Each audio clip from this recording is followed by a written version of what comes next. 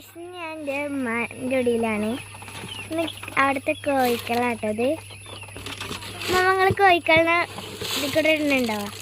കോഴിക്കളെ വീടുകളിൽ മുട്ടേ കോഴിക്കുട്ടികൾക്ക് തീറ്റ കൊടുക്കണം. കോഴിക്കളെ വിട്ടാലേ പൂച്ചുണ്ട്.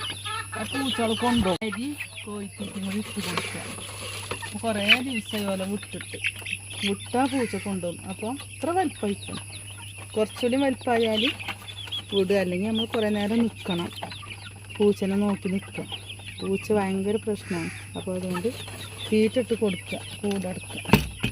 ഇതിൽ 4 കുട്ടികളാണ്, ഇതിൽ 2 ഒക്കെ ഒരു കൂട്ടിലാക്കിയവർക്ക് അങ്ങോട്ടും ഇങ്ങോട്ടും ഭയങ്കര കൊത്തലാണ്. പുറത്തുകൂടി പ്രശ്നം. ഇവിടെ 2 ഇവരാണ് ഓരോ കുത്തിങ്ങാണ്ട് ശല്യപ്പെടുത്തുക. ഈ 2 പോക്കിരിമാരാണ് ഇവർ 2.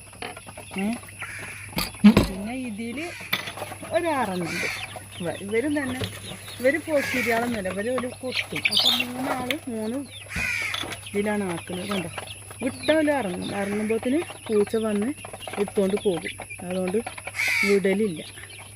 കാരണം 2 ദിവസം ആസ്പത്രിയിൽ ഇല്ലേനു. അപ്പോൾ അവർക്ക് ഇങ്ങനെ തീറ്റിട്ട് കൊടുക്കും. ഇപ്പം അങ്ങനെയാണ് പോലെ നോക്കുന്നത്.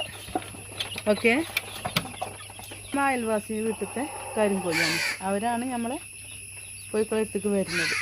ആ കോഴി നമ്മളെ വലിയ കോഴിക്കളൊക്കെ നമ്മൾ വിട്ടു. അവരെ വലിയ കോഴിക്കളെ ഇതിലാക്കി ഈ കൂട്ടിൽ അവരിപ്പോൾ വിടുന്നു. ഒരു ഭക്ഷണമൊക്കെ കൊടുത്തുകൊണ്ട് വിട്ടു. ഇനി വൈകുന്നേരം ഒരു കൂട്ടിലാണ്. അത് നമ്മൾ കോഴി തന്നെയാണ്.